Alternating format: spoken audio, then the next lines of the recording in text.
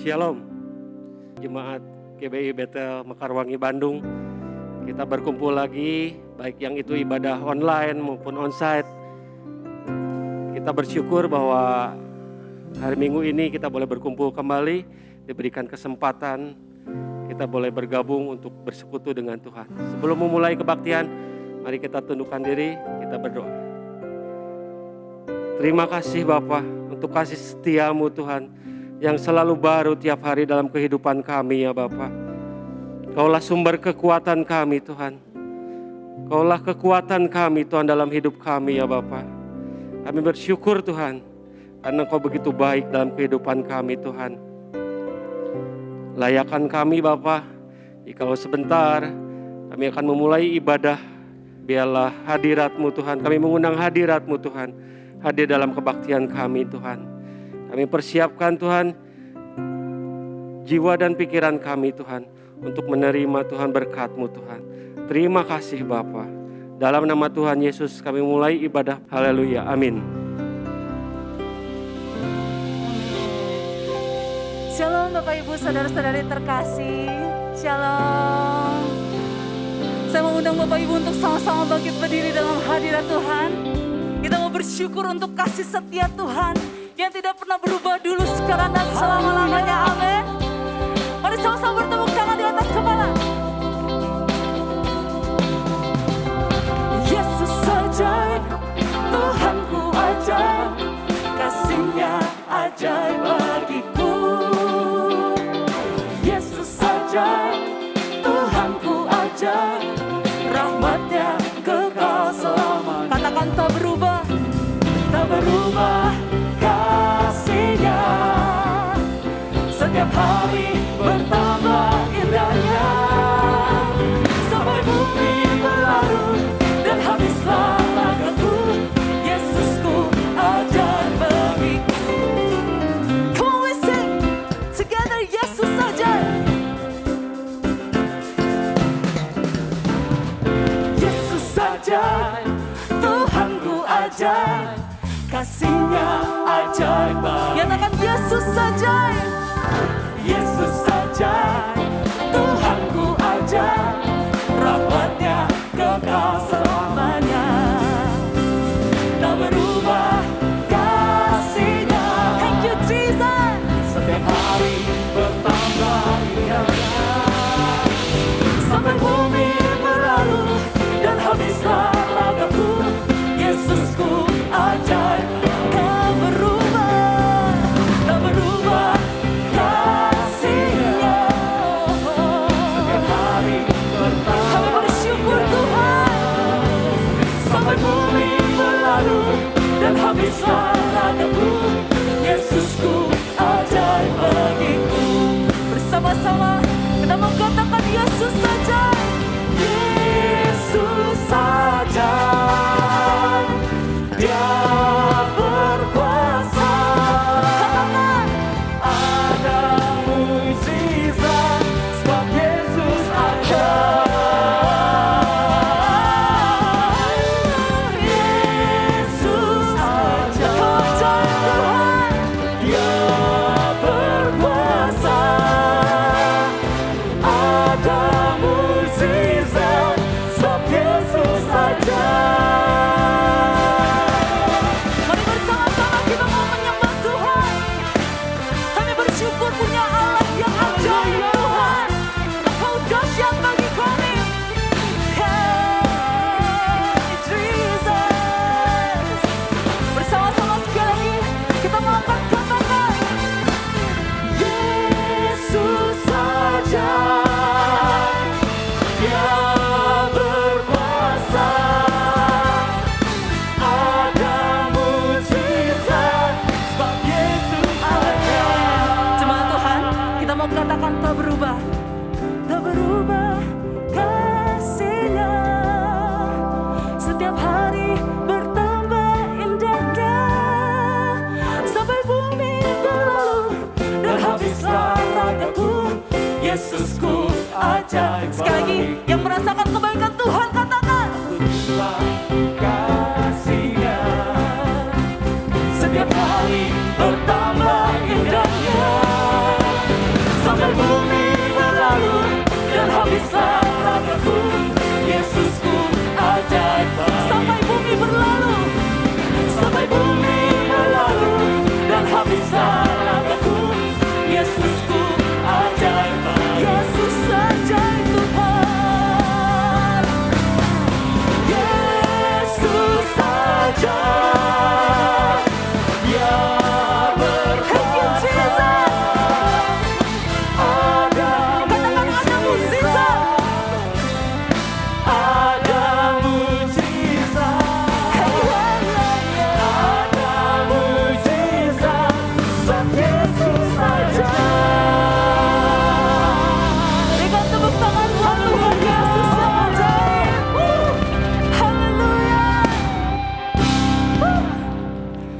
kembali duduk lagi dalam hadirat Tuhan Bapak dan Ibu terkasih.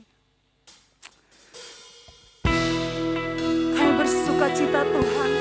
Ini pernyataan iman kami Tuhan bahwa kami senantiasa ingin mengikuti Engkau, mengiringi Engkau Tuhan. Kami mau jadi seperti-Mu Tuhan Yesus. Biar Engkau yang semakin dimuliakan dan kami yang semakin kecil Tuhan. Thank you Jesus.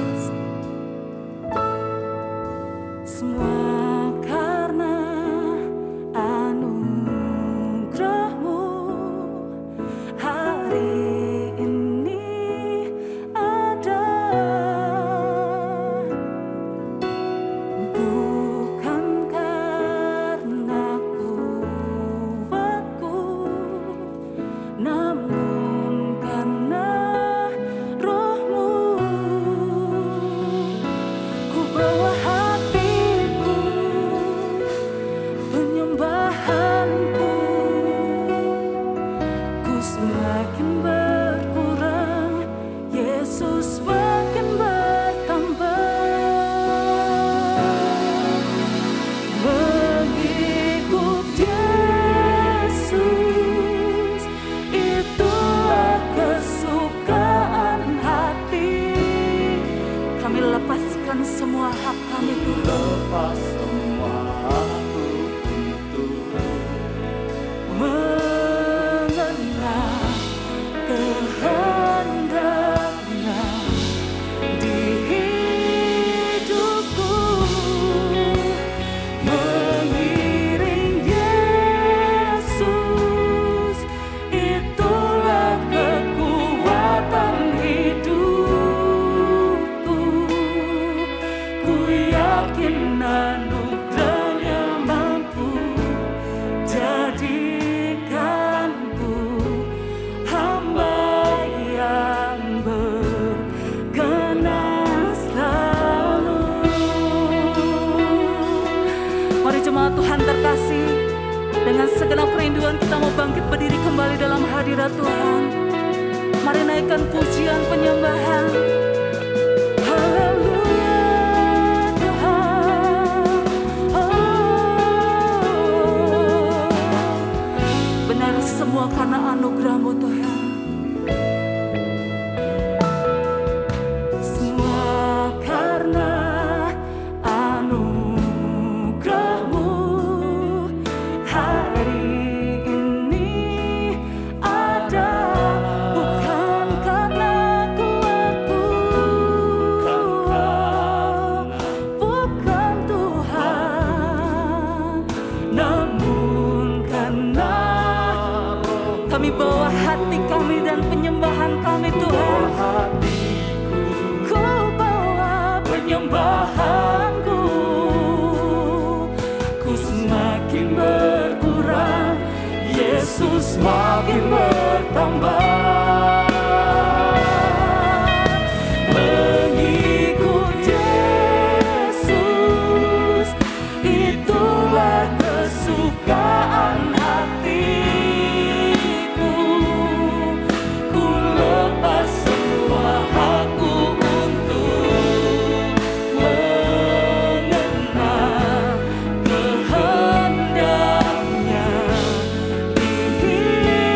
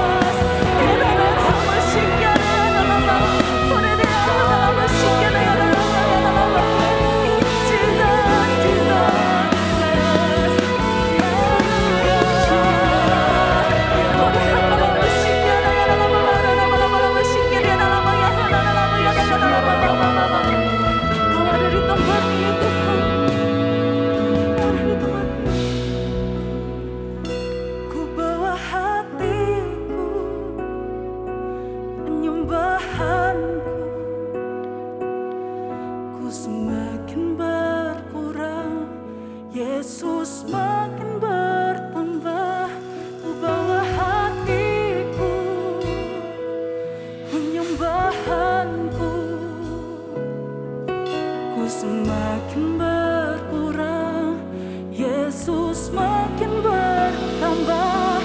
Ku bawa hatiku, penyembahanku Yesus, ku semakin berkurang, Yesus mari nyatakan, ku bawa hatiku Tuhan, ya, ya, ya. Penyembahanku, ku semakin berkurang, Yesus makin bertambah.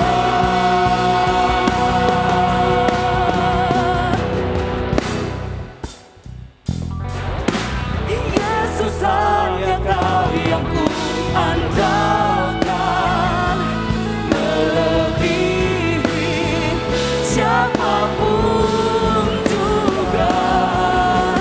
Yesus hanya Kau yang ku percaya, di setiap waktu tiada lain yang ku andalkan selain Kau.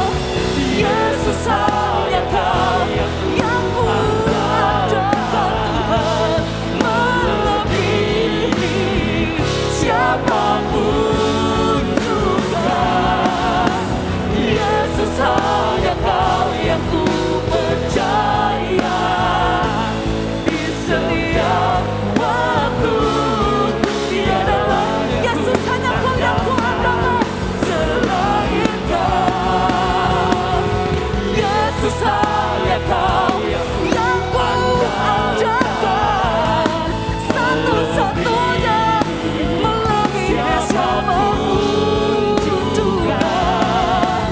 Yesus hanya Kau yang ku percaya, di setiap waktu tiada lain yang ku andalkan selain Kau, Yesus.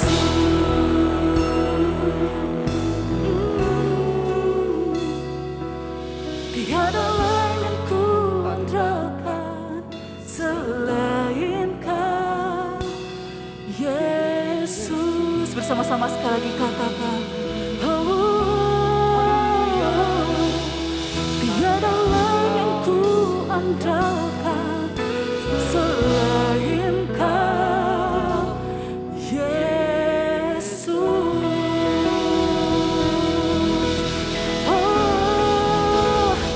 Selain Kau, Yesus, tiada yang ku andalkan, Tuhan. Oh, glory belongs to you, Jesus. You deserve it, Jesus. Hallelujah. Hallelujah. Thank you, Lord.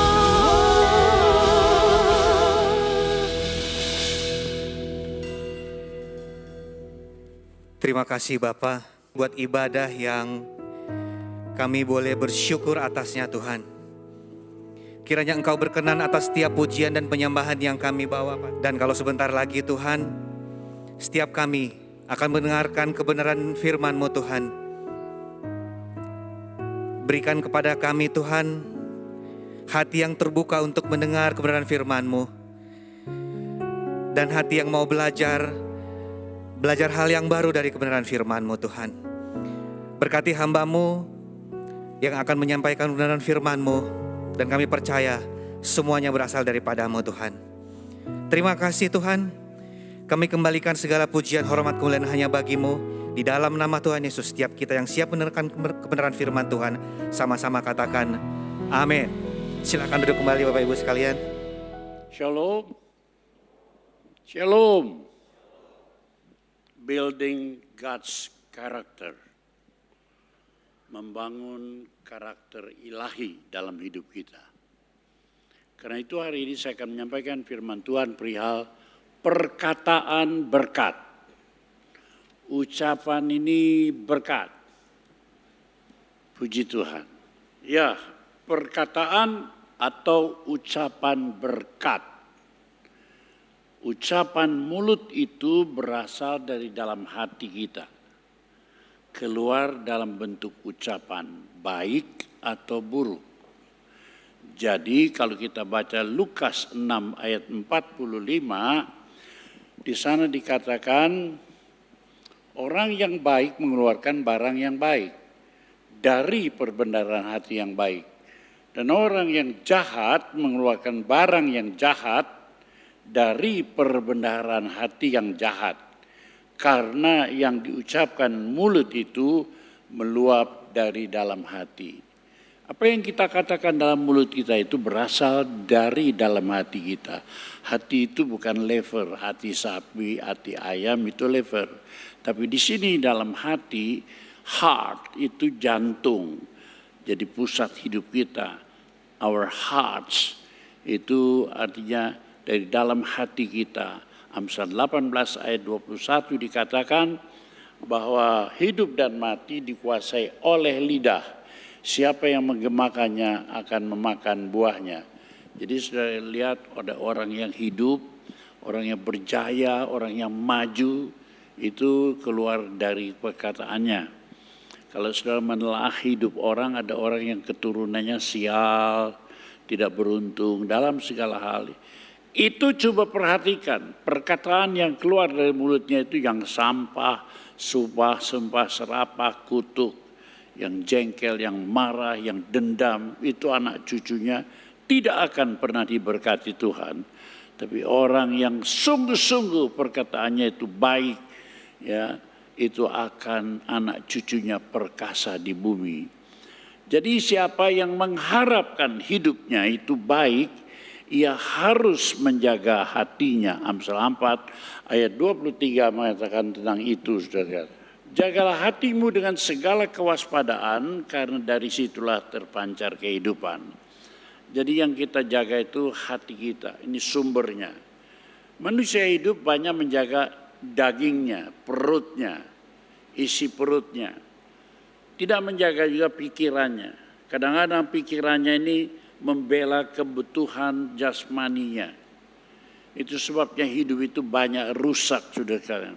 Tapi kita diajarkan untuk menjaga hati kita dengan segala kewaspadaan karena dari situ terpancar kehidupan. Mau hidup, mau sukses, mau jaya dari hati kita. Nah, kita perhatikan ada rumus kehidupan. Rumus itu ada dua macam.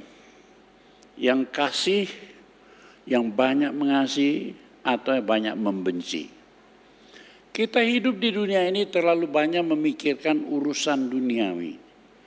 Sehingga itu yang menyebabkan banyak permusuhan, banyak kebencian. Ya. Tetapi maksud Tuhan kita jangan mengurus terlalu banyak itu. Urus pikirkan nomor satu, takut akan Allah. Amat suka akan firman-Nya. Maka yang lainnya itu akan jadi bagus. Kalau kita takut akan Allah dan amat suka akan segala firman-Nya, kita harus suka membaca firman Tuhan. Saya selidiki persentase orang Kristen yang membaca Alkitab itu terlalu sedikit. Coba tanya diri kita, persentase kita memperhatikan firman itu terlalu sedikit. Kalau kita berhubungan dengan Tuhan itu baik, ya, dua cara.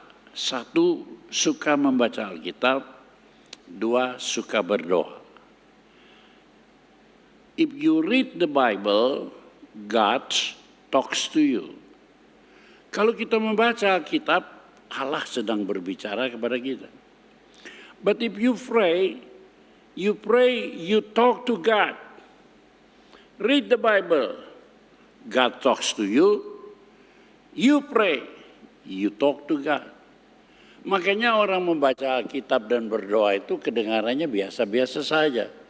Tapi apabila saudara read the Bible every day, baca Alkitab setiap hari, Allah bicara kepadamu setiap hari.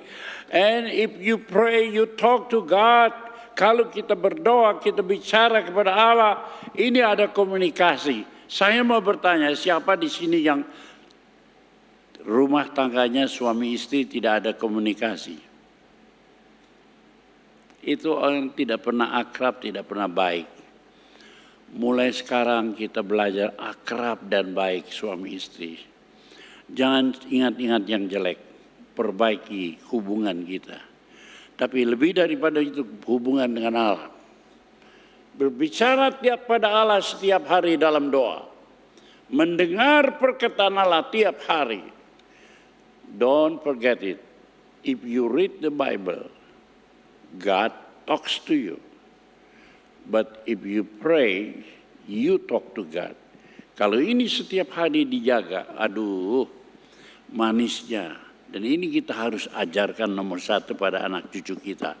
Saya banyak menyesal melihat orang Kristen tiap hari belajarnya cuma bagaimana cari duit.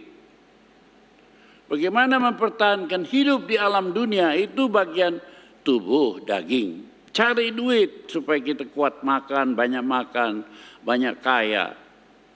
Lalu kemudian jiwa kita rasanya tenang di dunia tapi tidak di alam surga. Tapi kalau saudara sungguh-sungguh read the Bible and talks to God and God talks to you, maka kita nomor satu tenang roh kita. Kalau tenang roh kita, aduh, persekutuan kita dengan Tuhan luar biasa. Nah, kalau kita dah akrab dengan Tuhan, maka kasih itu di dalam dada kita, dalam jantung kita itu luar biasa. Karena itu kasih itu kalau melihat di dunia ini kesalahan, dunia ini penuh dengan kesalahan.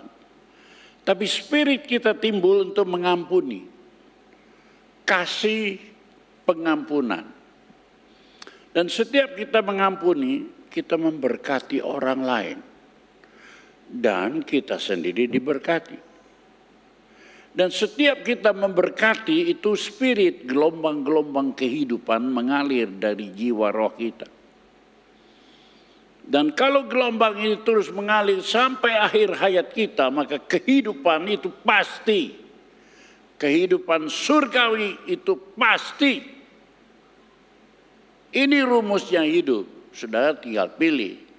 Tapi kalau saudara doing business in this world too much, terlalu banyak, ya, terlalu banyak bisnis dulu, pasti dalam melakukan bisnis itu untuk kehidupan sehari-hari, saudara akan pasti banyak kebencian, benci. Sebab apa? Sebab dunia ini sudah merupakan dunia kejahatan. Jadi kalau saudara cuma mengerjakan itu, dalam hati kita itu timbul kebencian yang luar biasa. Dan benci itu akan menimbulkan pembalasan. Pembalasan itu akan memberi kutuk, sumpah, serapah, kejengkelan.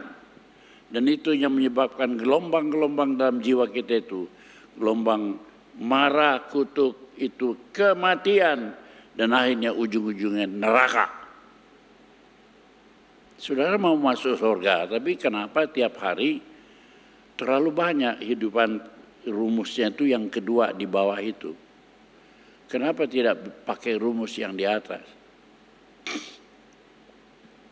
Jadi saya ulangi, rumus yang di atas itu yang dari Tuhan untuk memberkati hidup kita. Kasih, tapi di dunia terlalu banyak benci.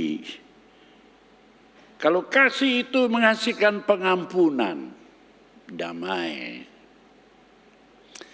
maka benci itu mengakibatkan pembalasan, perang, sakit. Pengampunan itu mendatangkan berkat bagi orang yang diampuni dan bagi kita juga yang memberi pengampunan. Maka saudara sekalian, benci itu, pembalasan itu menimbulkan kutuk. Kutuk, sumpah, serapah. Berkat di atas memberikan kehidupan. Ada gelombang-gelombang. Semacam electronic power dari dalam jiwa kita. Gelombang-gelombang itu membawa kehidupan dan ujung-ujungnya adalah surga. Kasih, pengampunan, penuh berkat. Hidup, ujung-ujungnya surga atau banyak mana di dalam dadamu? Kasih, ucapan-ucapan perkataan kasih, atau ucapan-ucapan benci? Coba tanya kepada diri sendiri. Kalau banyak benci, pasti banyak pembalasan. banyak kutuk. Dan kutuk itu menimbulkan gelombang-gelombang negatif, gelombang-gelombang kematian, dan ujung-ujungnya neraka. Mari kita jujur memilih. Sepintas kita memilih yang di atas, tapi dalam kehidupan sehari-hari kita banyak milih yang di bawah. Ini yang jadi permasalahan. Kenapa? Oleh karena kita tidak baca Alkitab secara teratur, tidak berdoa secara teratur. Saudara, kalau baca Alkitab teratur, berdoa teratur, hubungan kita dengan Tuhan itu luar biasa. Itu sama dengan suami istri kalau tiap hari bersama-sama, ya berdialog, maka rumah tangga itu pasti damai, peng'an, kasih sayang luar biasa. Ujung-ujungnya kehidupan.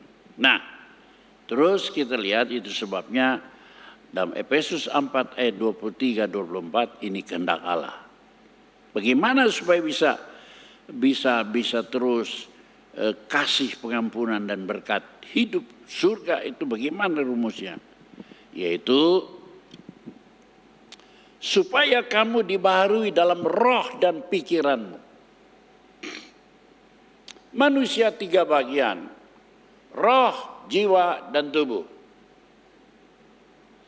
Roh itu bersanang di hati kita, di jantung kita.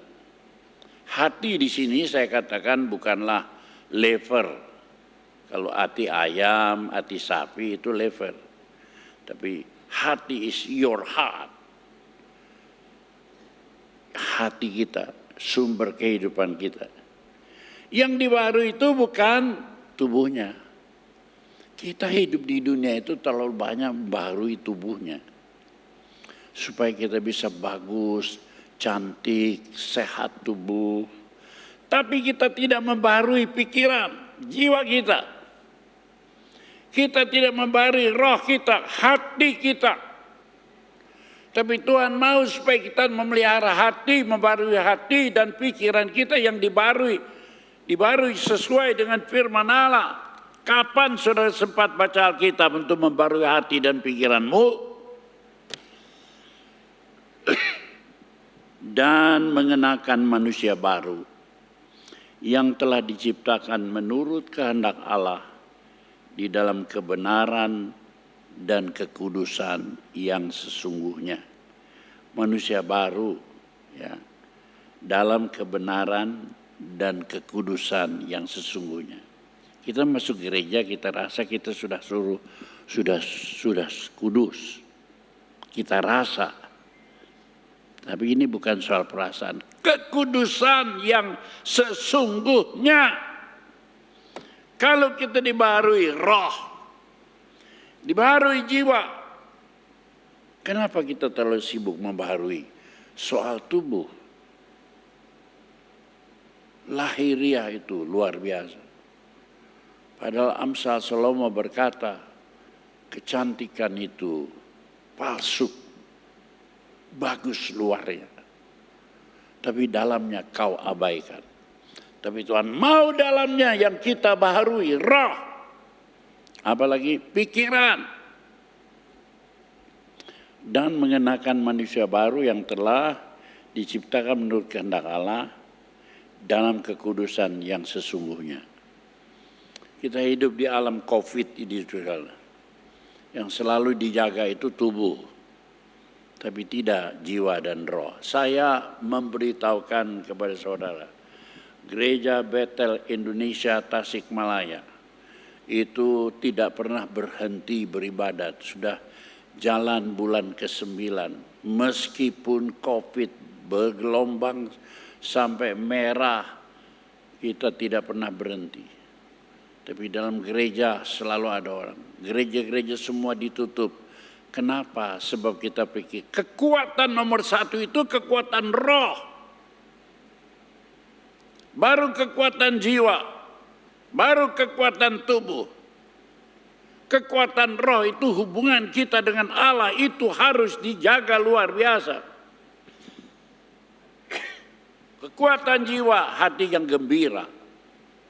adalah obat bagi segala penyakit, baru kekuatan tubuh. Ini yang diurusi kekuatan tubuh saya. Saya punya anak dokter, paling takut sama COVID.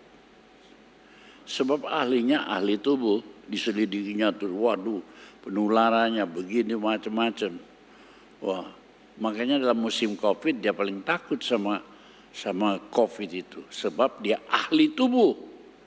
Tapi kalau bapaknya pendeta itu ahli roh, bukan ahli tubuh. Saudara pernah yakin enggak?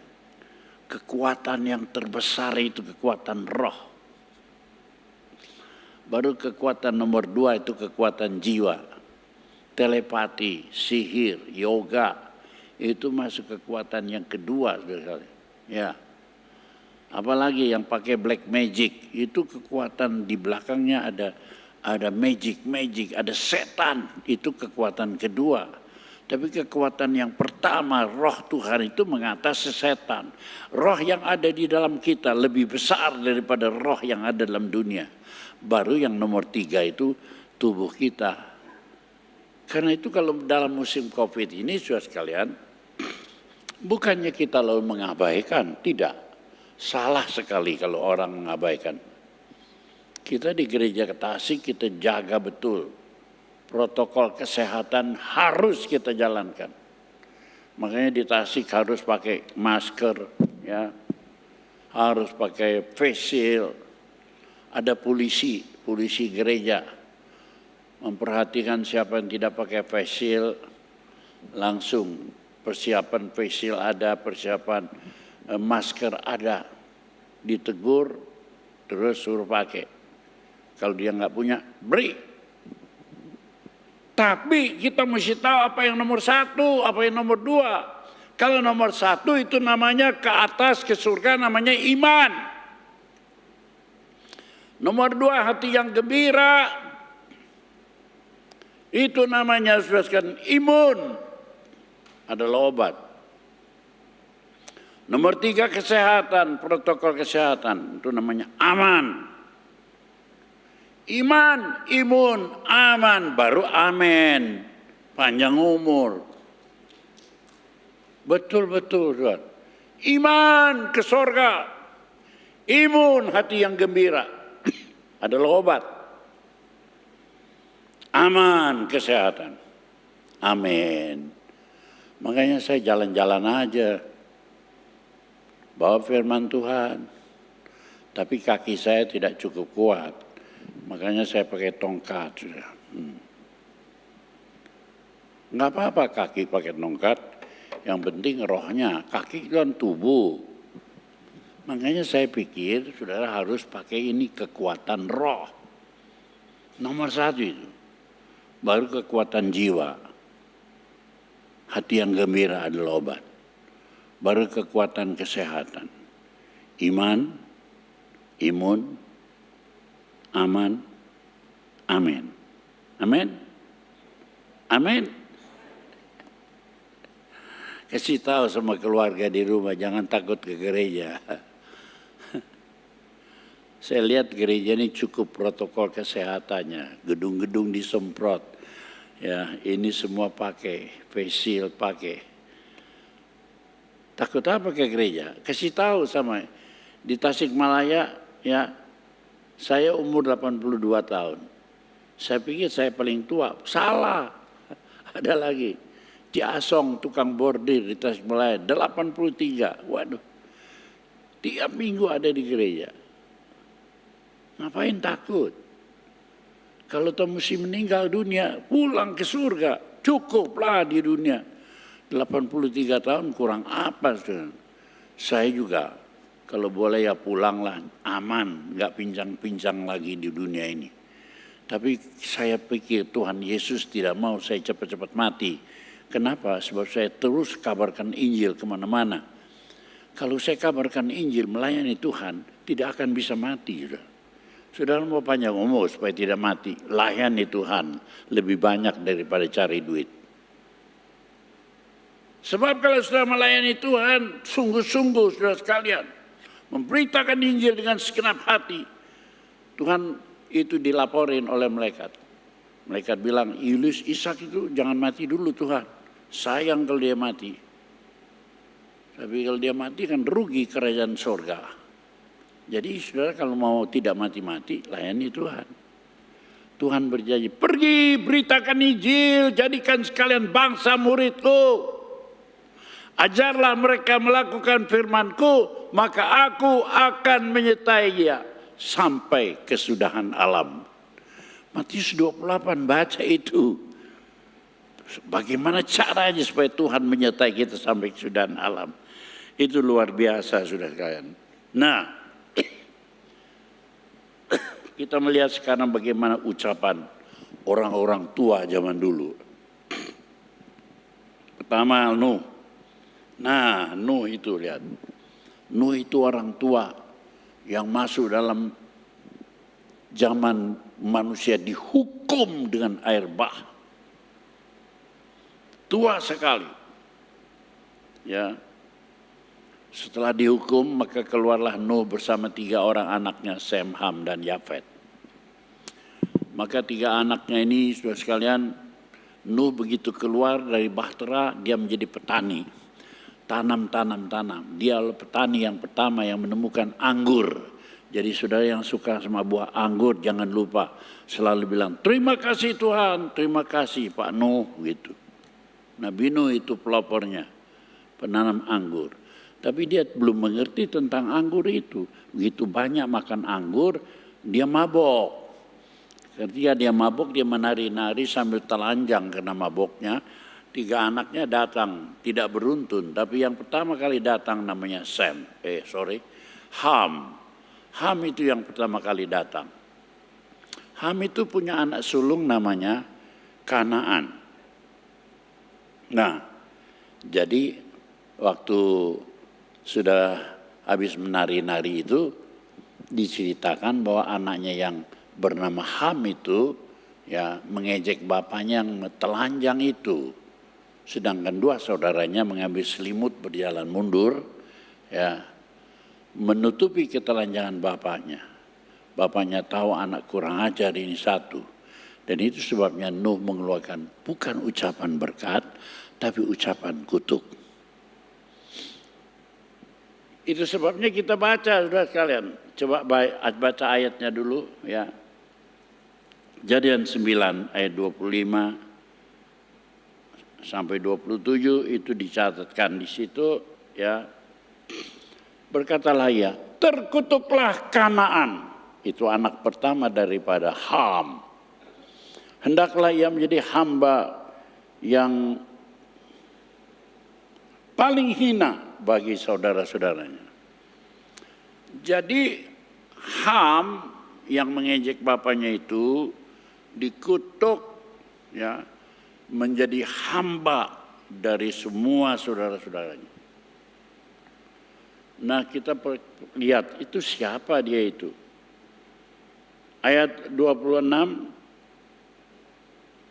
Terpujilah Tuhan Allah Sem orang Asia. Tetapi hendaklah Kanaan menjadi hamba baginya. Orang Asia juga diberkati tapi ya tetap Ham itu terkutuk. Nah, ayat berikutnya. Allah meluaskan tempat kediaman Yafet dan hendaklah ia tinggal dalam kemah Sem. Tapi hendaklah Kanaan menjadi hamba baginya. Siapa sih? Kembali lagi ke atas. Kita lihat Ham itu jadi bangsa apa? Kembali ke atas. Ham itu ya menimbulkan bangsa Afrika, Mesir, dan sebagian dari India. Kita lihat kutuk itu sampai sekarang ini. Orang Afrika itu diberkati. Di situ sudah sekalian, kutuk atas Kanaan, Afrika, Mesir, dan sebagian orang India. Itu negeri yang dikutukin oleh nenek moyangnya. Sampai akhir hari ini sudah kan kita lihat. Ya, orang Afrika itu kurus kering, tanahnya kering, tidak ada air, badannya kurus kering seperti kucing kurang daging, begitu kurusnya, melaratnya. Saudara-saudara, orang Afrika kasihan, hendaklah dia jadi hamba dari yang lain. Itu sebabnya maka orang Afrika itu dikirim, diimport oleh Amerika jadi kuli-kuli perkebunan. Black people yang ada di Amerika sekarang itu berasal dari keturunan Ham. Masanya jadi besar, tapi terus mendatangkan kutuk, bukan berkat, masalah. Pergi lagi ke Eropa. Black people yang ada di Eropa, di Perancis, di Jerman, di mana saja, itu juga budak-budak yang terkutuk asalnya. Sampai mereka mengenal Yesus Kristus Tuhan Juru Selamat. Enggak main-main ucapan itu. Bukan ucapan berkat, tapi ucapan kutuk. Sebaliknya Sem dan Yafet, kita lihat ayatnya tadi. Sem itu kebanyakan orang Asia, ya. Menurunkan kebanyakan orang Asia. Sedangkan Yafet itu menurunkan kebanyakan orang Eropa. Bagaimana Sem? Bagaimana Yafet? Ayat mengatakan apa? Kembali kepada ayatnya. Terpujilah Allah Sem, tapi hendaklah Kanaan menjadi hamba baginya. Orang Asia juga diberkati. Tapi nasibnya orang Afrika itu tetap hamba. Kemudian ayat berikutnya, Allah meluaskan tempat kediaman Yafet. Hendaklah ia tinggal dalam kemah Sem. Orang Eropa, semua orang Asia bisa berhubungan dengan baik, bisa berbisnis dengan baik. Ya, dulu Tiongkok tuh miskin sekali zaman komunis. Tapi sekarang sudah dalam waktu 40-50 tahun melesat nomor 1. Dan saya beritahukan Tiongkok jadi negara terbesar di dunia dalam industri, dalam apa saja, dalam teknik sekalian. Teropong bintang yang terbesar di dunia boleh datang di Tiongkok, sudah sekalian. Ya, belajar di Tiongkok sama-sama. Sekarang mereka sudah pakai komputer lebih dari 4, 5 dan terus menuju lebih lagi. Amerika ketinggalan, Korea ketinggalan, Jepang ketinggalan sekarang. Tiongkok jadi nomor 1. The biggest country in this world, in population, dalam kependudukan, China. Dalam teknik industri, China. Dalam computerized, China. Dalam apa saja. Saya beritahukan, di Indonesia juga ekonomi itu dikuasai. Shopee itu alatnya Tiongkok. Ya. Semua harga banting, dumping politik murah. Untuk mengalahkan UMKM, kerjaan usaha kecil dan menengah di Indonesia akan ditebas oleh Shopee. Itu sebabnya saudara mesti hati-hati, ya, dengan semua itu. Tetapi Allah meluaskan tempat kediaman Yafet. Eropa itu diberkati Tuhan, ya. Hendaklah ia tinggal dalam kemah Sem. Doing business is okay with orang Asia, sudah kalian bersama-sama. Tapi hendaklah Kanaan tetap menjadi hamba baginya. Tetapi itu paling rendah. Orang keturunan Ham, keturunan terkutuk itu paling rendah. Allah meluaskan tempat kediaman Yafet. Yafet itu berlayar dari Inggris, sudah sekalian. Namanya Captain Cook, dia berlayar down under. Down under dia menemukan benua paling selatan, yaitu benua Australia. Orang Eropa pindah ke Australia. Allah meluaskan tempat kediamannya. Kemudian Columbus berlayar terus ke barat, putar lagi ke timur, putar lagi ke barat, menemukan benua Amerika. Dan itu bukan benua mereka. Dari situ berbondong-bondong orang Eropa, Spanyol, Portugis, sudah sekalian Belanda, Belgia, pindah ke Amerika, Allah meluaskan tempat kediamannya. Ini bagi Yafet diberkati oleh Tuhan. Sampai sekarang sudah lihat, jangan lihat, pikir yang betul. Ucapan Allah luar biasa. Ucapan berkat luar biasa. Ucapan kutuk itu luar biasa. Mana yang sudah pilih? Berkat mendatang kehidupan atau kebencian datang kutuk. Dan itu akan terbukti nanti di dalam keturunan-keturunanmu. Ucapan berkat atau keturunan. Sekarang kita lihat orang lain. Benih yang pertama dipanggil dalam iman itu, orang beriman itu Abraham. Abraham, Ishak, Yakub. Abraham beranak Ishak, Ishak beranak Yakub. Yakub ini yang beranak 12. Ya. Beranak 12 itu menjadi bangsa Israel. Ini dia. Sekarang ucapan berkat anak-anak Yakub. Yakub hari sudah tua. Ya, matanya buta. Tuh lihat dia pakai kerudung kayak orang Arab itu. Dua yang berbaju putih ada pelayannya. Anak-anaknya diberkati satu persatu. Pertama yang diberkatinya adalah yang ucapan positif saja. Ada 12 anaknya itu, saya ambil beberapa yang positif. Pertama dia berkata kepada Yahuda. Ayat 8 dia pemberani dan dimuliakan. Ayat 9 dia roh pejuang yang tangguh. Ayat 10 pemimpin, penguasa Yahuda itu. Kita lihat ayat 8. Next. Ucapannya kita lihat. Yahuda, engkau akan dipuji oleh saudara-saudaramu. Tanganmu akan menekan tengkuk musuh.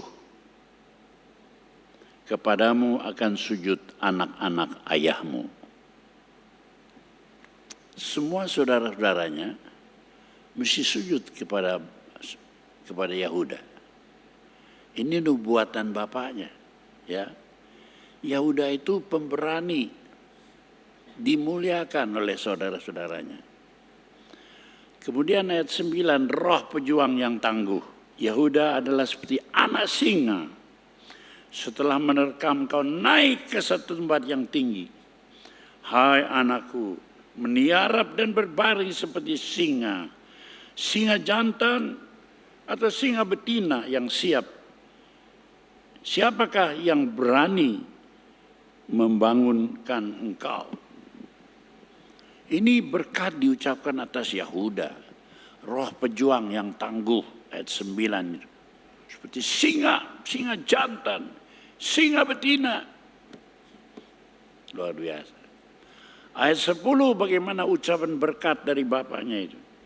Tongkat kerajaan tidak akan beranjak. Tongkat itu tanda kekuasaan. Kalau orang sudah tua dia pakai tongkat. Penopang kehidupan, tapi juga ingat, Musa pakai tongkat. Jadi ular. Firaun meniru. Tapi tongkat Musa menelan tongkat Firaun. Karena ada roh Allah. Tongkat kerajaan tidak akan beranjak dari Yehuda. Ataupun lambang pemerintahan dari antara kakinya. Sampai dia yang datang, yang berhak atasnya, maka kepadanya lah takluk bangsa-bangsa. Ini nubuat yang luar biasa. Sebab saya selidiki dari jalur Yahuda ini yang diberi nama Yesus singa dari Yahuda, Mesias, juru selamat, lahir dari keturunan Yahuda. Yahuda itu yang menurunkan, sudah sekalian, keluarga Daud. Dan Daud itu yang menurunkan Mesias. Yesus Kristus Tuhan lahir. Dialah singa yang dari Yahuda.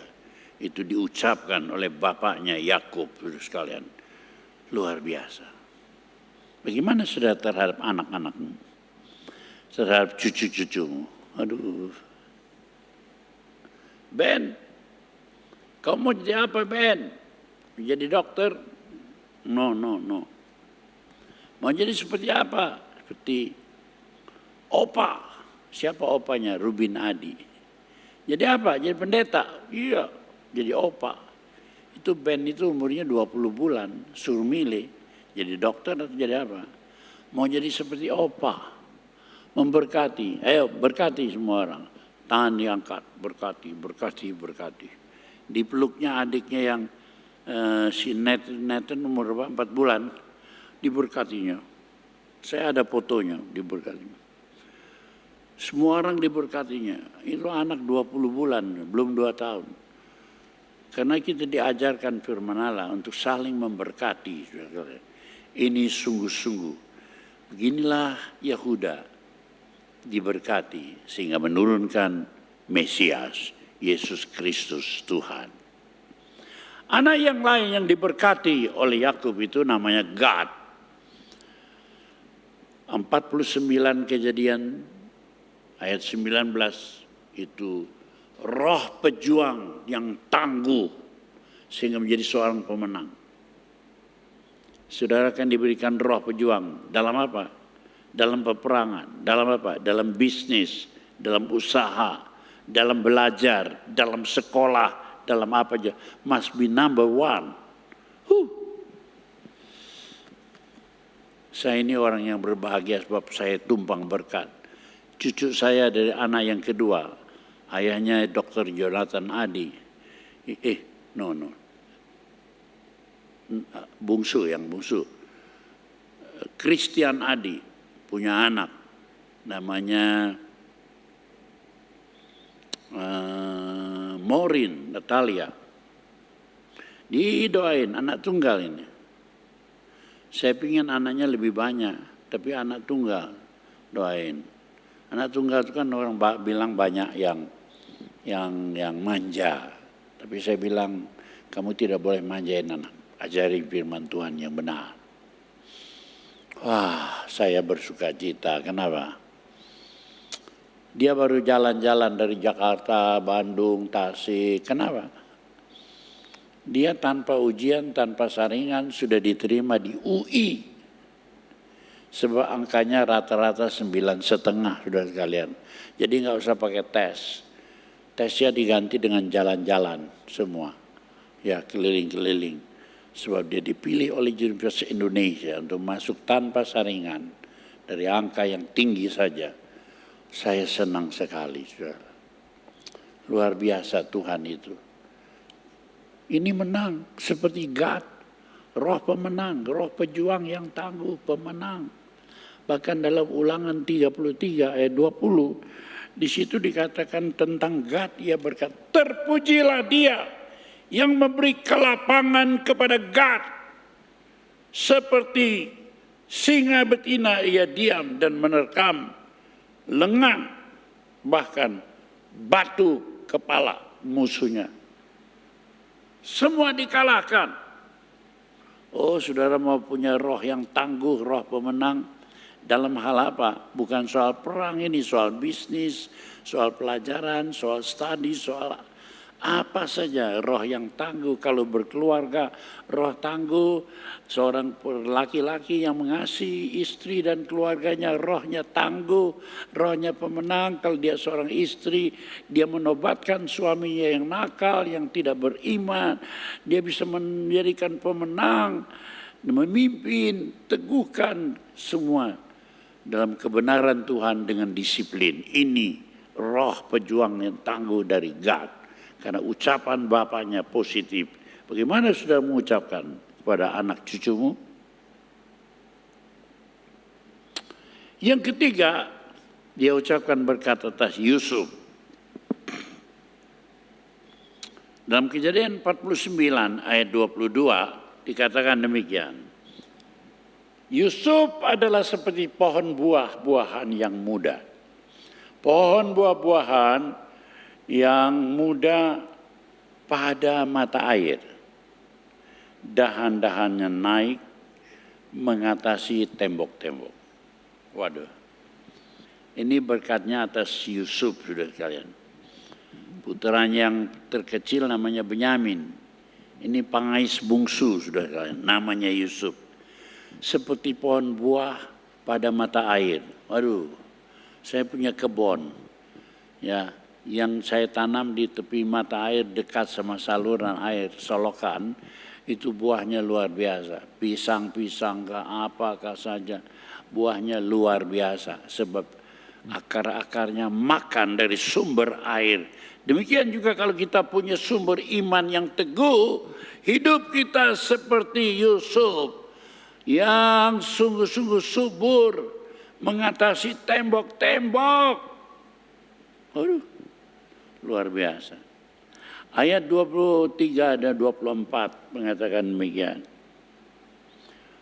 Walaupun pemanah-pemanah telah mengusiknya, memanahnya, dan menyerbunya, terus, namun panahnya tetap kokoh, dan lengan-lengan tangannya tinggal liat oleh pertolongan yang maha kuat, pelindung Yakub, oleh sebab gembalanya gunung batu Israel.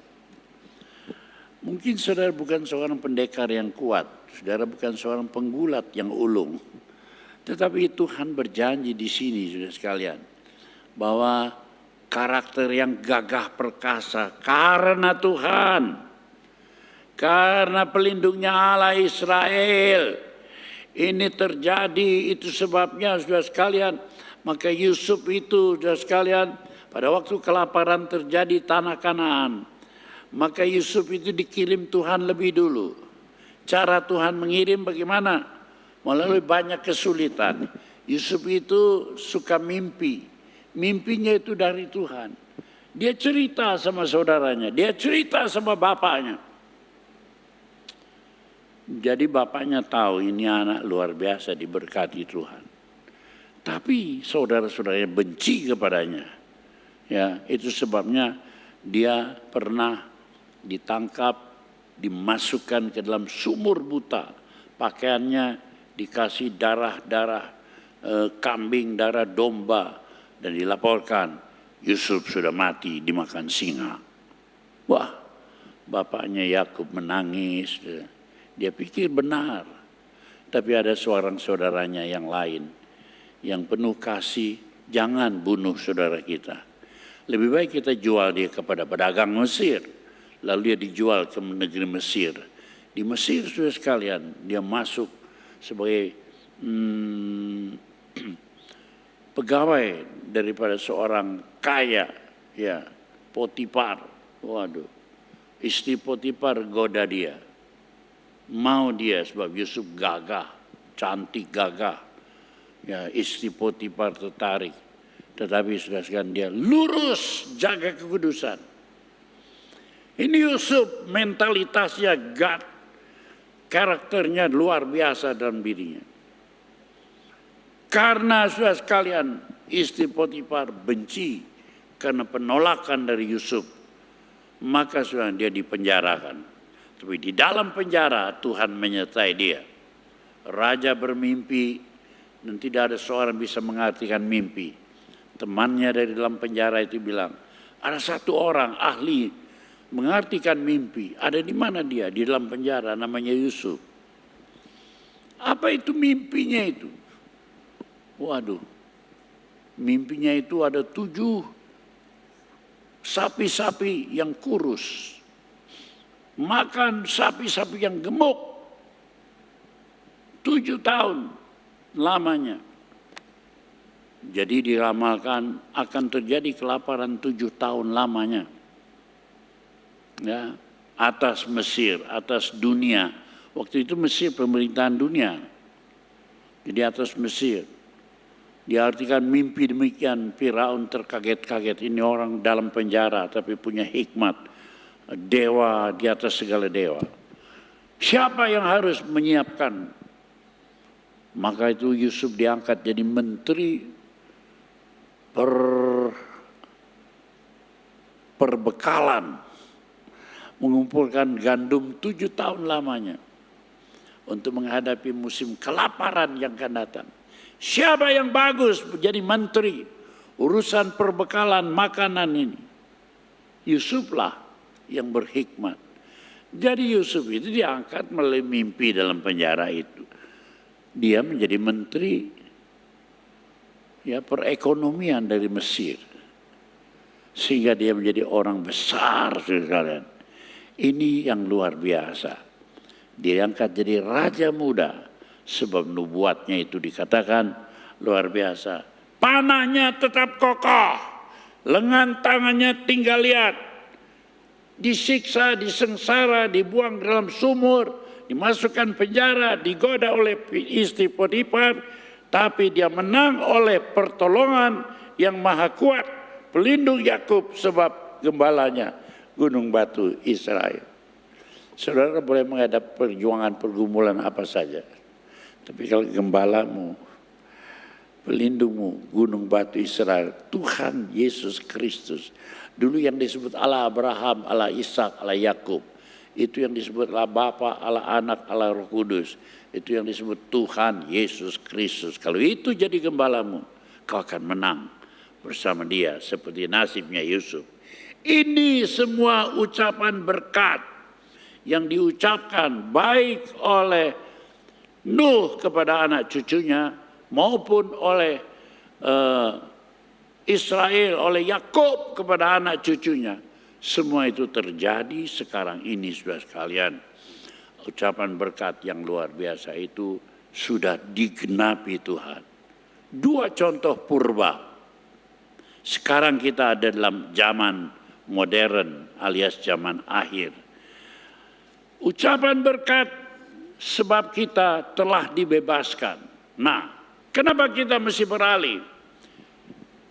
Alkitab itu terdiri perjanjian lama dan perjanjian baru. Perjanjian lama itu sudah sekalian di bawah Taurat, di bawah hukum agama, balas membalas. Tapi Yesus lahir dan 4 Injil kisah tentang Yesus itu. Ya, semua itu berkat Allah. Ucapan Taurat balas membalas, hukum menghukum. Ucapan Injil kasih perdamaian, damai sejahtera. Saudara memilih Kristus sebagai Tuhan Juru Selamat, saudara tidak lagi tunduk di bawah balas membalas. No. Melainkan sudah dibebaskan ya daripada kutuk. Dan itu kita bisa baca saudara Galatia 3 ayat 13. Kristus telah menebus kita dari kutuk hukum Taurat dengan jalan menjadi kutuk dosa. Dosa kita dipikulnya karena kita. Sebab ada tertulis terkutuklah orang yang mati digantung di atas kayu salib. Dosamu, dosaku, dosa dunia dipikul oleh darah Yesus.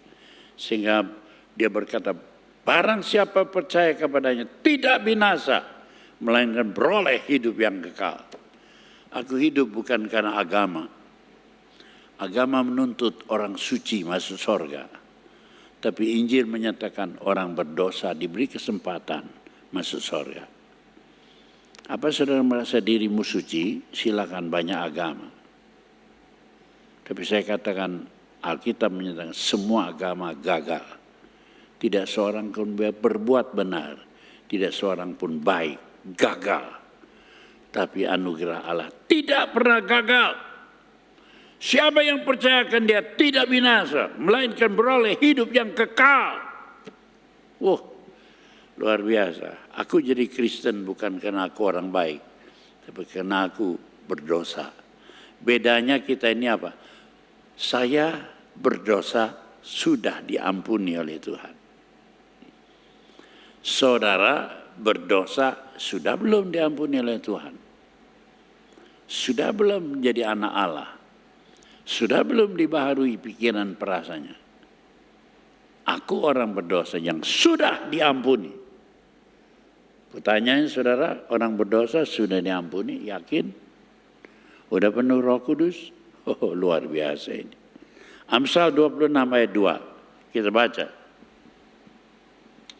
Seperti burung pipit mengirap dan burung layang-layang terbang, demikianlah kutuk tanpa alasan tidak akan mengena.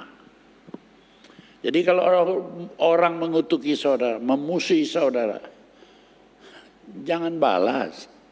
Percuma. Tidak akan kena pada kita. Tenang-tenang aja.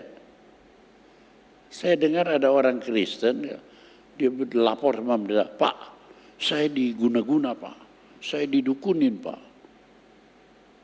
Sebagian cari lagi dukun yang lebih ampuh untuk menangkal kutuk itu. Enggak usah, kutuk tanpa alasan tidak akan kena. Kita punya alasan yang kuat, darah Yesus telah membebaskan kita dari kutuk. Semua dosa kita telah dipaku di atas kayu salib Golgota. Kita sudah bebas. Sehingga ayat berikutnya bilangan 23 ayat 23 mengatakan, sebab tidak ada mantra yang mempan terhadap Yakub. Enggak ada mantra yang mempan terhadap benih orang percaya. Tidak ada tenung yang mempan terhadap Israel. Enggak ada. Tidak ada segala tenung. Tidak ada yang mempan terhadap benih orang percaya. Pada waktunya dikatakan pada Yakub. Begitu juga kepada Israel. Ya, keajaiban yang diperbuat Allah. Jadi saudara jangan bingung ya. Kalau ada orang kasih guna-guna, ada yang digendam, sudah tahu digendam. Didekatin orang kayak setengah disihir, dituntun rohnya. Kalau saudara hidup dalam Roh Kudus yang kuat, saudara tidak bisa digendam. Saudara tidak bisa dipengaruhi, tidak bisa disihir. Enggak ada kutuk, enggak ada mantra yang kena kepada orang percaya. Jadi kita tidak pusing kepada masalah, tapi kita fokus kepada Allah.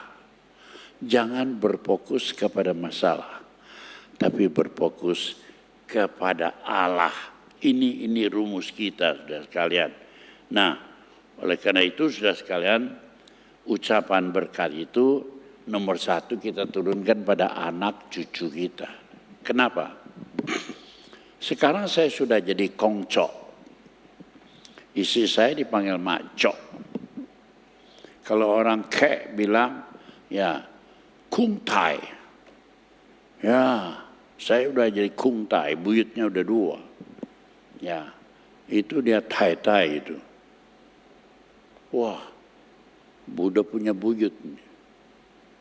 Kita ini sungguh diberkati. Jadi ucapan berkat ini nomor 1 anak cucu buyut kita. Sebab Tuhan berjanji dalam Yesaya 44 ayat 3. Sebab aku mencurahkan air ke atas tanah yang haus, hujan lebat ke atas tempat yang kering.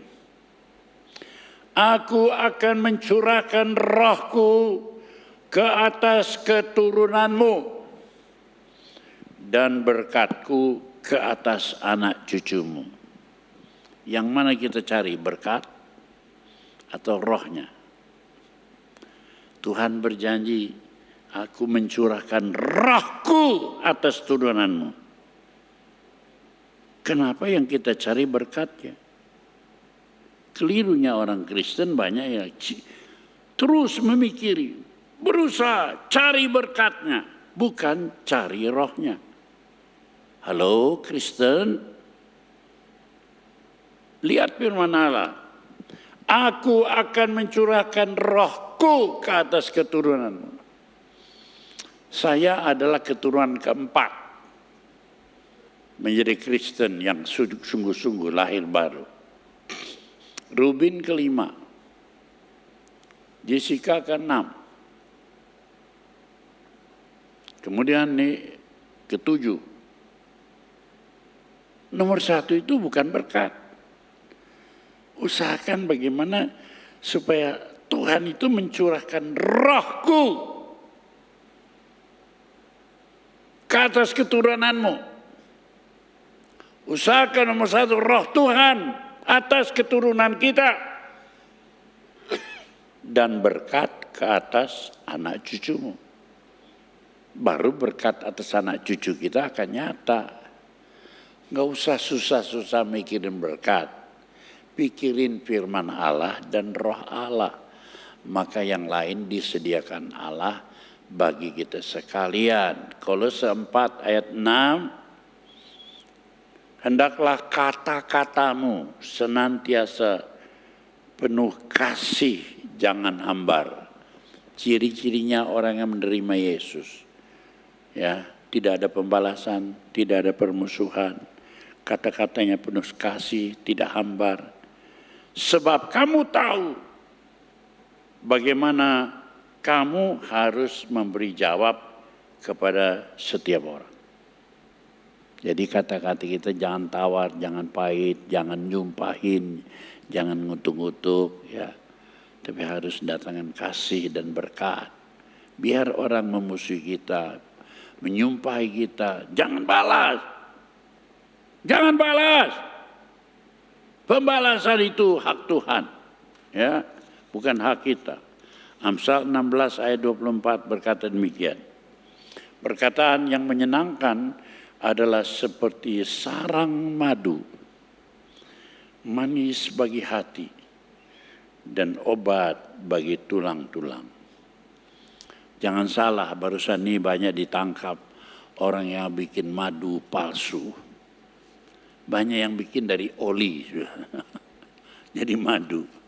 Ditangkap, dikasih pemanis, bisa mati orang. Itu sebabnya dia ditangkap. Tapi kalau madu asli, perkataan yang menyenangkan adalah seperti sarang madu. Original, asli, manis bagi hati, dan obat bagi tulang-tulang. Kalau orang yang suka sakit hati, tulang-tulangnya kering, sakit reumatik. Aduh, sumsumnya cekot. Tapi kalau saudara sungguh-sungguh suka dengan firman Tuhan, lalu kemudian perkataan keluar dari mulut kita menyenangkan, seperti sarang madu, manis bagi hati dan obat bagi tulang-tulang. Apalagi perkataan diucapkan kepada anak cucu kita, aduh luar biasa. Anak cucu kita akan sungguh-sungguh diberkati Tuhan, luar biasa. Nah sekarang bukan saja bagi anak cucu kita, tapi pada orang secara umum. Ya, ucapan berkat atas setiap orang. Seperti pertama kali panggilan kepada Abraham, ya, diberi jaminan Allah. Di situ kita membaca Kejadian 12 ayat 1 sampai 3.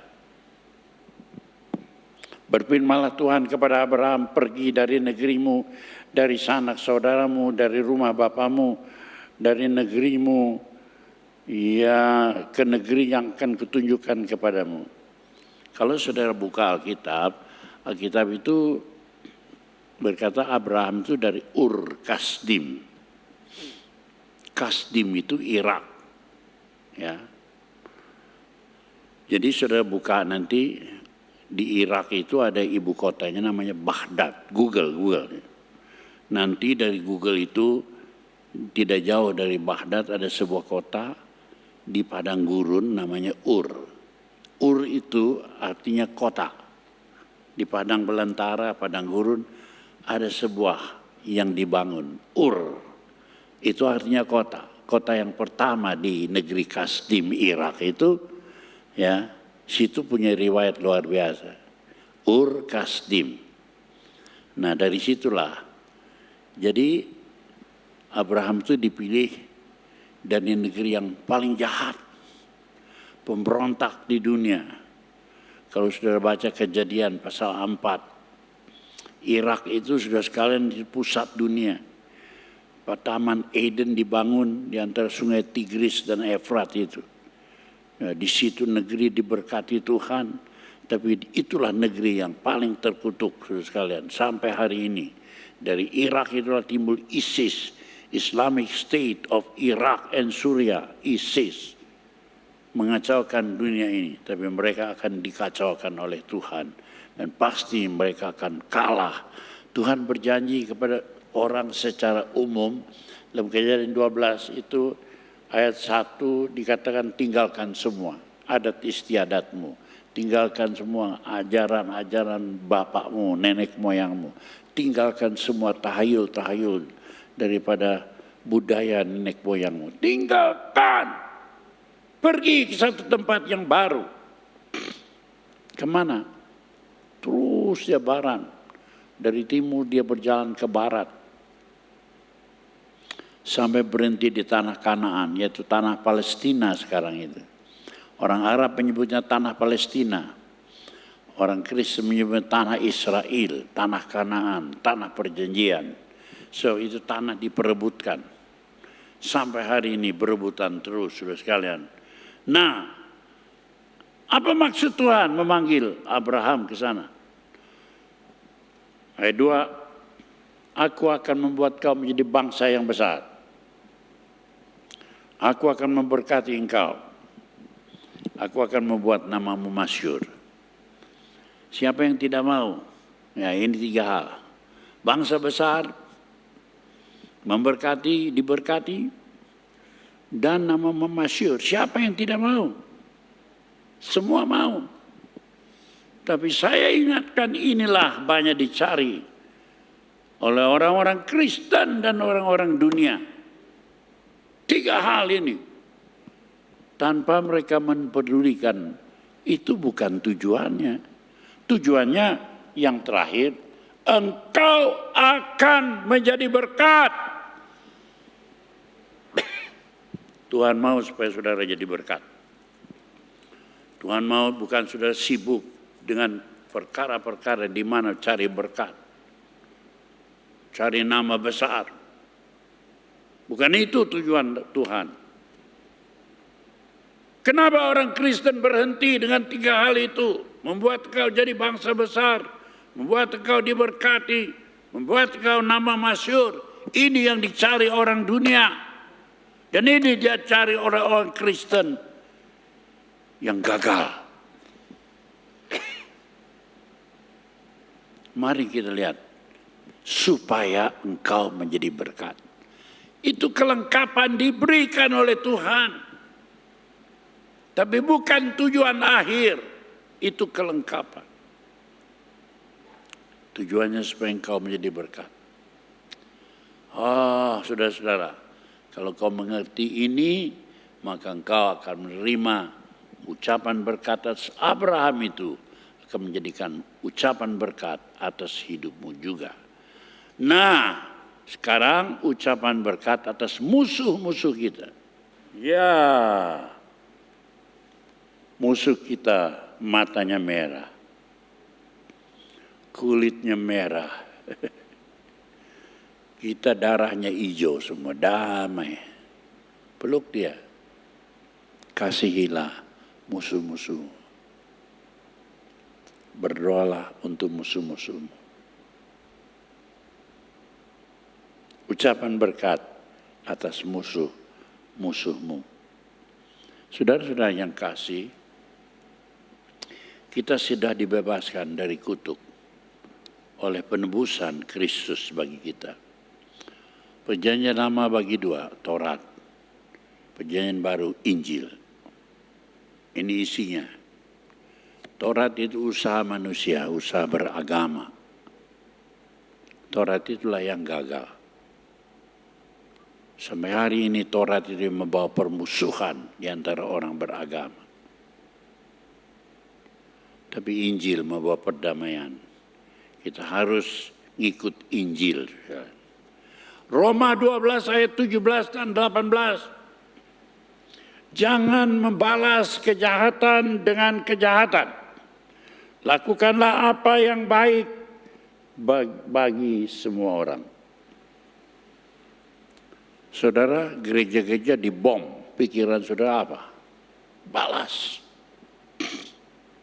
paling tidak kutuk. Aduh,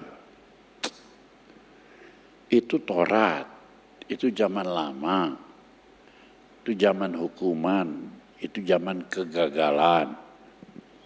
Kita Injil, sedapat-dapatnya kalau itu tergantung padamu, hiduplah damai dengan semua orang. Itu firman Tuhan. Sehingga di sini jangan membalas kejahatan dengan kejahatan. Lakukan apa yang baik. Ucapkan yang baik, ucapkan berkat, bukan kutuk. Aduh, 18. Sedapat-dapatnya kalau hal itu bergantung padamu. Hiduplah dalam damai, perdamaian dengan semua orang. Ayo hidup dalam perdamaian, jangan suka debat. Penginjilan boleh menyampaikan firman Allah, tapi kalau sudah sampai pada tingkat debat, stop. Kau menang debat, tapi tidak pernah menang jiwa. Jangan berdebat, sampaikan imanmu dengan bijaksana, ya, sebab kita tidak berhak membalas. Sebab pada ayat 19 pembalasan itu hak Tuhan. Jadi kalau saudara membalas, sudah melangkahi, saudara menggantikan dirimu menjadi Tuhan. Hak Tuhan kau ambil, kau balas. Enggak. Ayat 21. Jangan kamu kalah terhadap tipuan-tipuan setan, terhadap kejahatan. Tapi kalahkan kejahatan dengan kebaikan. Jadi kita mesti membalas dengan kebaikan. Ucapan-ucapan berkat harus keluar dari mulut kita. Baik kepada keluarga, baik kepada anak, baik kepada semua orang, maupun kepada musuh kita. Ini yang Tuhan kehendaki. Ya, itu sebabnya lembaga Kristen tidak pernah menghukum. Kalau dewan apa saja mengutuk. Tapi dewan gereja tidak pernah mengutuk. Ya, PGI tidak pernah mengutuk. Kantor pusat GBI yang ada dalam tangan Ruben Adi tidak pernah mengutuk. Ciri orang Kristen kalau perlu disalibkan. Sebab di balik salib ada mahkota. Tuhan sanggup membalaskan. Kalau kau hidup demikian, tetap ucapanmu ucapan berkat. Siapapun musuhmu, tetap ucapkan berkat. Tuhan ampuni dosa mereka, sebab mereka tidak mengerti apa yang dibuatnya. Di atas kayu salib Tuhan Yesus berdoa supaya mengampuni dosa orang yang menyalibkan dia. Dan dengan itu urusan selanjutnya diserahkan oleh Tuhan ke dalam tangan Bapa di sorga. Finish, kuserahkan rohku ke dalam tanganmu. Mari kita ucapkan yang positif. Bahkan kata-kata terakhir, kuserahkan kepada Allah hidupku. Kalau demikian, maka saudara menjadi keturunan berbahagia. Orang benar akan menjadi keturunan orang berbahagia. Dan upahnya adalah Mazmur 100 selusin. Ya, saya katakan Mazmur 100 selusin sebab supaya nempel dalam ingatan kita. Kalau saya ucapkan 112, saudara lupa. Tapi saya ucapkan 100 selusin, kita baca. Bahagia orang benar. Haleluya. Berbahagialah orang yang takut akan Tuhan. Orang yang takut akan Tuhan itu beribadat. Kalau zaman COVID kita pakai online, Zoom, itu pelengkap. Mengatasi bahaya kita berlindung sementara. Tapi jangan bilang, saya ikut kebaktian kok, Zoom. Tapi kalau waktu saudara ikut, cuma ikut Zoom, ikut itu rekaman khotbah, saudara tidak kebaktian. Saudara tidak punya rasa hormat, rasa takut, nggak ada. Pakai baju pun ya kimono alias daster. Mandi pun belum. Sambil tidur-tiduran dengar khotbah. Takutnya nggak ada. Tapi nomor satu takut. Takut itu menghormati sangat. Kemarin saya dengar istri saya, kamu mau ikut boleh. Pakai baju yang rapi ya. Dia bicara sama adik saya. Yang bagus. Meskipun kita melalui Zoom, kita yang rapi. Ya pakai baju yang bagus. Hormati Tuhan. Dalam hati saya, begitu caranya. Siapa yang pakai daster, dengarkan Zoom. Dengarkan khotbah. Saya pakai jas nih berkhotbah. Saudara pakai daster ya. Ada takut akan Allah enggak? Ibrani 10 ayat 25. Jangan seorang pun meninggalkan ibadah. Melainkan makin hari makin bersungguh-sungguh menjelang kedatangan Tuhan. Jadi saudara itu ditolong sementara bersembunyi di balik Zoom, di balik rekaman-rekaman itu sementara. Tapi saudara jangan menggantikan itu. Sebab di dalam itu tidak ada takut akan Allah. Yang nomor satu takut akan Allah. Berbahagia orang takut akan Tuhan dan amat suka akan segala perintahnya.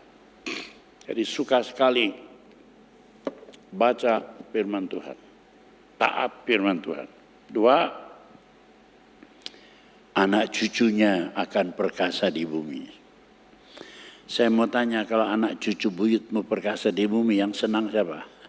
Yang kongnya, omanya yang senang. Siapa yang senang? Kongcoknya. Siapa yang senang? Kungtai senang. Siapa lagi? Makcoknya yang senang. Tai-tai senang. Ini ada tai-tai masih muda. Nih, buyutnya udah 2. Silakan tai-tai berdiri dulu. Hei, tai-tai. Sana berana. Ini tai-tai. Ini mamanya Rubin Adi. Kita ini hidup berbahagia hanya di dalam Yesus Kristus Tuhan. Umur saya tidak terlalu panjang lagi. Saya cuma berpesan, pegang firman Allah, Mazmur 100 selusin. Anak cucumu akan perkasa di bumi. Angkatan orang benar, generasi orang benar akan diberkati. Harta kekayaan ini nomor 3. Kalau udah ada takut akan Allah, amat suka akan firman Tuhan, diberkati Tuhan, maka harta dan kekayaan ada dalam rumahnya. Jangan khawatir soal harta. Kenapa Anda banting tulang peres keringat? Saya enggak. Tuhan menyediakan bagiku. Seperti Taman Eden, Tuhan sediakan buah-buahan gratis. Karena di Taman Eden tidak ada dosa.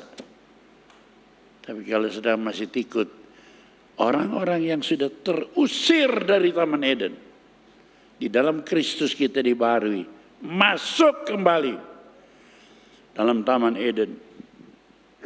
Harta kekayaan ada dalam rumahnya, kebajikan kekal untuk selama-lamanya.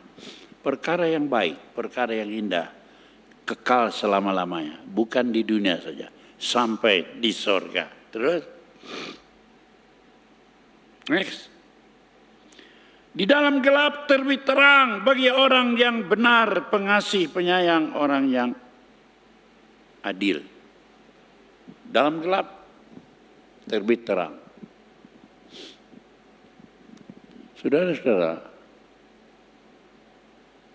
banjir boleh datang, gempa boleh datang, tapi Tuhan lindungi.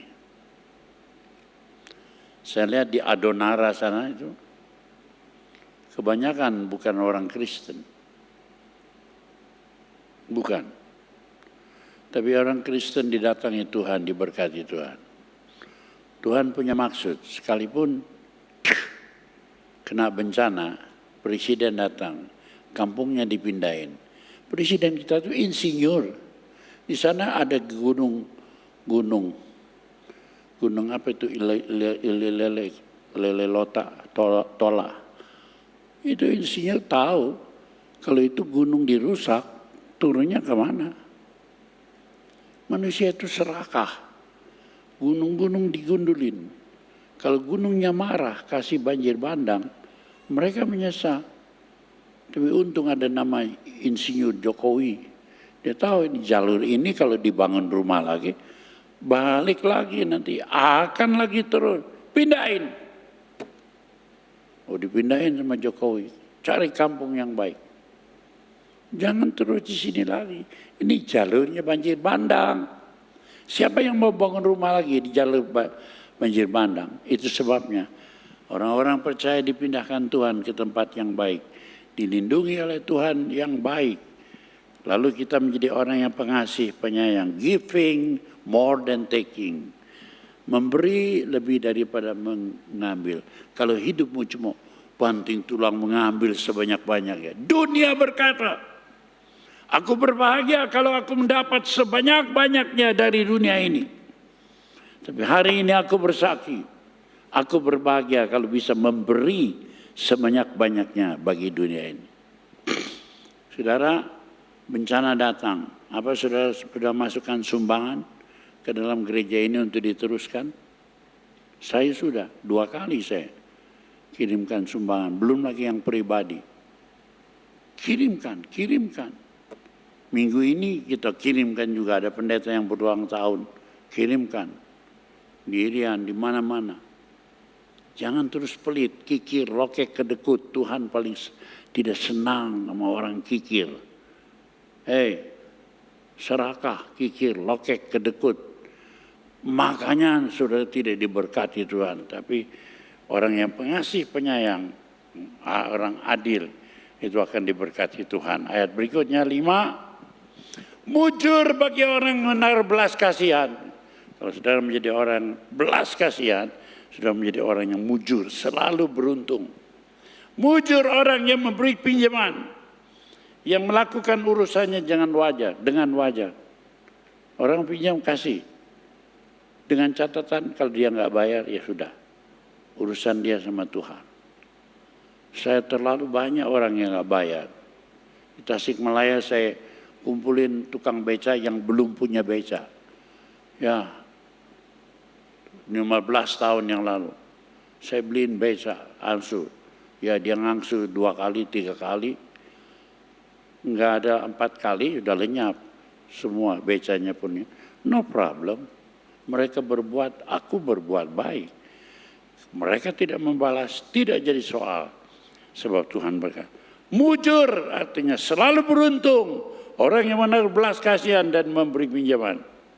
Yang melakukan urusannya dengan wajar. Saudara harus wajar. Saudara diberkati Tuhan. Terus terakhir. Sebab ia tidak akan goyah untuk selama-lamanya. Orang benar itu akan diingat selama-lamanya. Pegang firman Tuhan. Tidak akan goyah. Diingat selama-lamanya. Diingat oleh manusia. Tapi lebih dari semua, diingat oleh Allah. Tuhan memberkati. Ucapan berkat kita terus kita sampaikan. Maka Tuhan memberkati kita turun-temurun. Amin. Mari kita bangkit berdiri. Amin. Kita nyanyian sangat besar anugerahnya.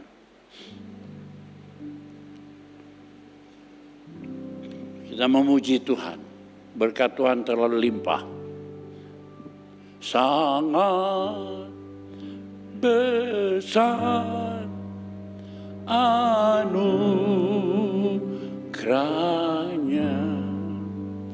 yang telah ku terima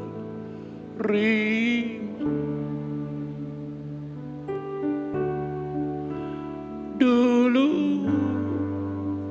sesat dalam dosa, kini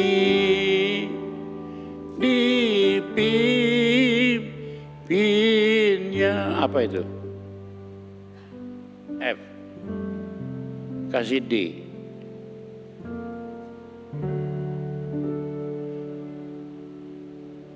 Sangat besar anugerahnya yang telah ku terima.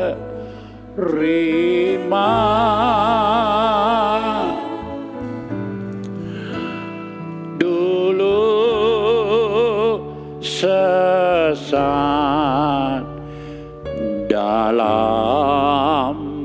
dosa, kini dihidupnya. Besar anugerahmu, sangat besar yang doa.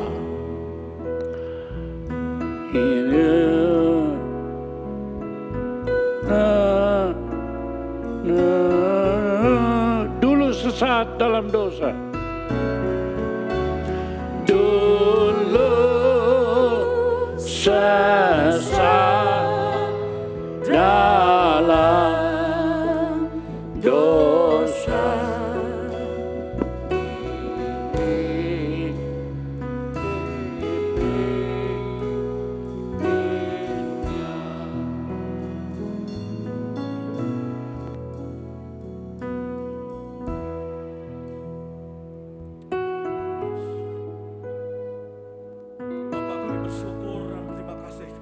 Bapa, terutama atas firman yang sudah Engkau taburkan melalui hamba-Mu, Bapak Dr. Julius Ishak, Bapak.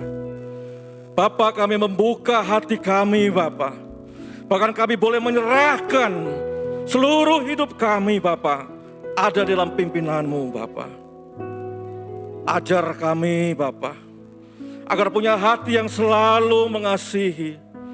Ajar setiap perkataan kami, Bapak, satu perkataan yang mengurapi, yang mengasihi bagi setiap orang yang kami temui, Bapak. Terima kasih, Bapak. Perbaharuilah hidup kami, ya Bapak. Perbaharui setiap hari, Bapak, agar hidup kami ini sungguh-sungguh hidup sesuai dengan firman-Mu, ya Bapak. Sehingga perkataan kami, setiap perkataan kami yang keluar dari mulut kami sungguh boleh menjadi berkat bagi setiap orang. Bapak, kami berdoa untuk hamba-Mu, Bapak Dr. Julius Ishak, beserta tante juga seluruh anak cucu dan keluarga besarnya, Bapak. Bapak, kami bersyukur kalau kami punya seorang guru, punya seorang pemimpin yang luar biasa, Bapak. Punya iman yang luar biasa. Dia mampu membangkitkan iman kami. Dia mampu mengajarkan setiap orang untuk benar-benar hidup dalam firman-Mu, Bapak. Kiranya Engkau memberkati hamba-Mu ini, Bapak. Berikanlah damai sejahtera, kekuatan, kesehatan, bahkan berkat selalu berlimpah-limpah. Mampukan hamba-Mu ini, Bapak, di dalam setiap misi-Mu, dalam setiap tugas-tugas-Mu, Bapak, agar Engkau pakai bagi selamatkan jiwa-jiwa. Terima kasih, Bapak. Terima kasih, Tuhan. Kembali kami menyerahkan hidup kami selalu dalam pelimpahan-Mu. Marilah kita percaya berkatakan amin. Silakan duduk, Bapak Ibu.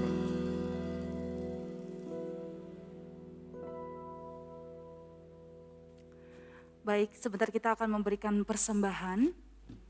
Kotak persembahan tersedia di depan pintu keluar, atau Bapak dan Ibu dapat transfer menggunakan mesin EDC, atau bisa scan barcode yang tertera pada banner nanti ketika Bapak dan Ibu keluar dari ruangan.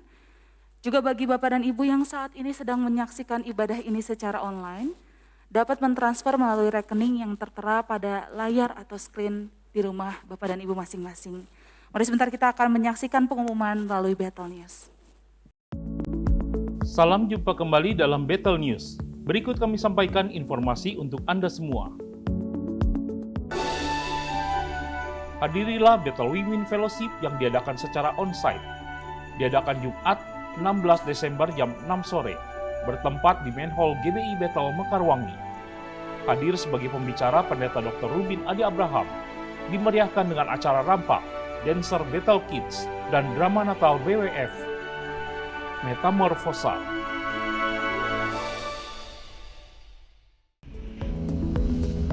Bergabunglah dalam doa Sabtu pagi, pada Sabtu 17 Desember jam 6 pagi, bersama PDP Dr. Tony Tejo, yang dilakukan secara onsite di GBI Bethel Mekarwangi, dan disiarkan online melalui YouTube channel GBI Bethel.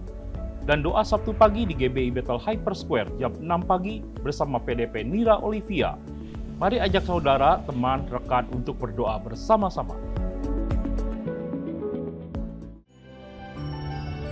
Berikut ini adalah jadwal ibadah onsite dan online GBI Bethel Bandung. Ibadah onsite 17 Desember di GBI Bethel Taman Kopo Indah jam 5.30 sore bersama pembicara PDP Nira Olivia. 18 Desember di GBI Bethel Hyper Square jam 7.30 dan 10.30 dilayani Pendeta Dr. Yance Hans. 18 Desember di GBI Bethel Kings jam 9 pagi hadir sebagai pembicara PDM Dr. Yanto Paulus. 18 Desember di GBI Bethel Mekarwangi jam 7.30, 10.30, dan 4.30 sore dengan pembicara Pastor Esra Sutopo. Berikut ibadah online yang disiarkan melalui YouTube channel GBI Bethel. Bagi yang mengikuti ibadah secara onsite, pastikan Anda telah divaksin dan gunakan masker sesuai standar kesehatan.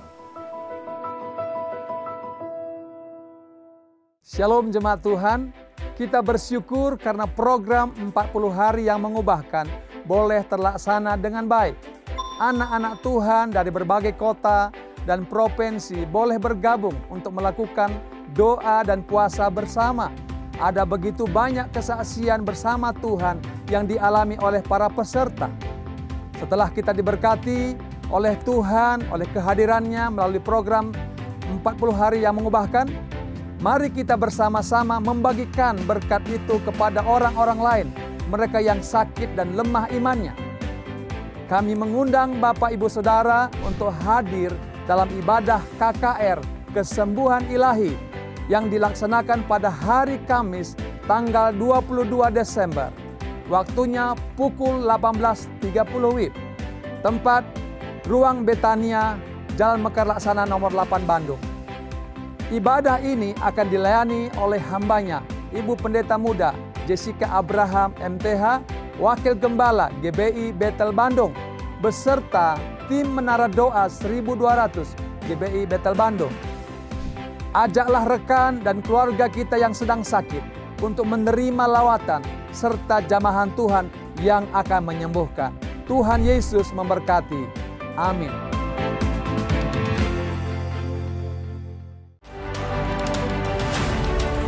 Mari rayakan kelahiran Juru Selamat dalam ibadah Malam Natal GBI Bethel Bandung pada Sabtu 24 Desember bertempat di GBI Bethel Mekarwangi, Jalan Mekar Laksana 8 Bandung, yang diadakan 2 kali pada jam 4.30 sore dan jam 7 malam. Hadir sebagai pembicara Pendeta Dr. Rubin Adi Abraham. Untuk hadir tidak diperlukan pendaftaran. Pastikan Anda telah divaksin dan gunakan masker sesuai standar kesehatan. Datanglah lebih awal untuk mendapat tempat di ruang ibadah dan juga ajak saudara kita yang lain untuk beribadah. Yesus datang untuk mengubah jalan hidupku.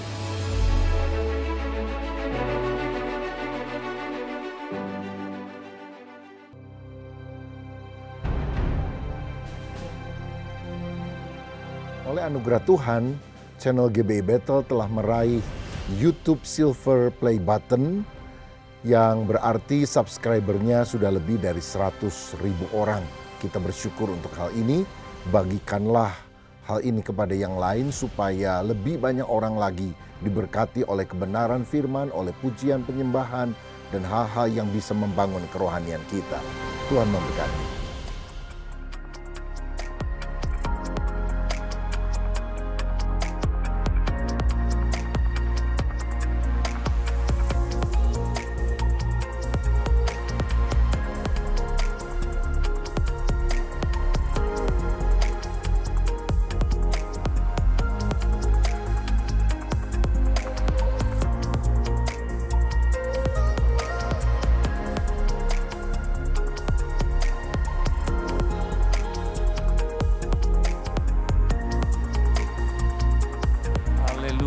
Haleluya.